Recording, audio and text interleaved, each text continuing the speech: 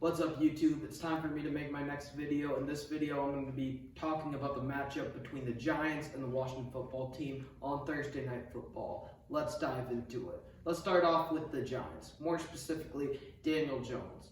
There are two names that come to mind when discussing Daniel Jones. The first name that I would like to throw out is Drew Lock.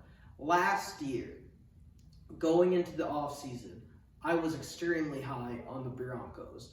I thought they had a really good draft, a really good defense, a defensive-minded head coach that could potentially make a deep playoff run. At that point in time, I thought they could win in spite of Drew Lock. I thought Drew Lock could be a game manager that could go along for the ride and take that team to the playoffs by default. Entering this year, I thought the Giants could play a similar style of football. They could ride their defense. They added Kenny Golladay, Kadarius Toney. Joe Judge showed some promise his first year. At the start of 2020, I eventually amended that pick. I didn't believe in the Broncos. I said, who am I kidding?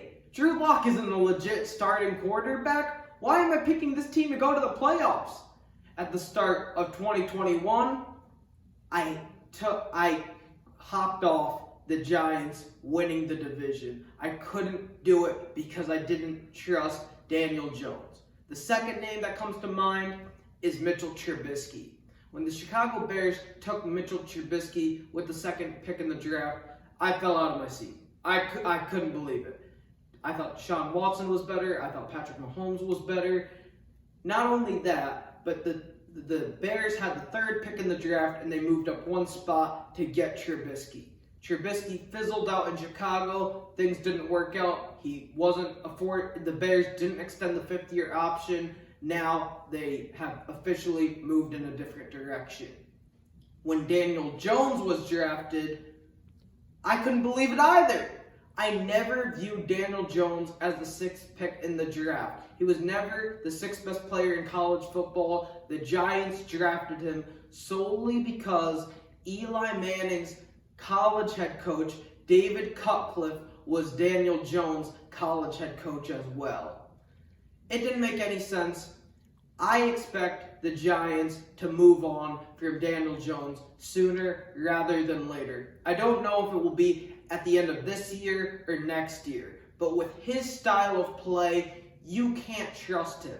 Since he entered the league, Daniel Jones has turned the football over 40 times. He leads the NFL in turnovers. He's also fumbled the football 18 times.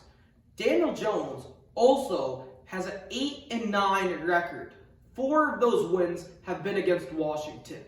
The two quarterbacks he played were Dwayne Haskins and Kyle Allen. Washington is a different team than what they were in the previous 4 matchups against the Giants with Daniel Jones under center.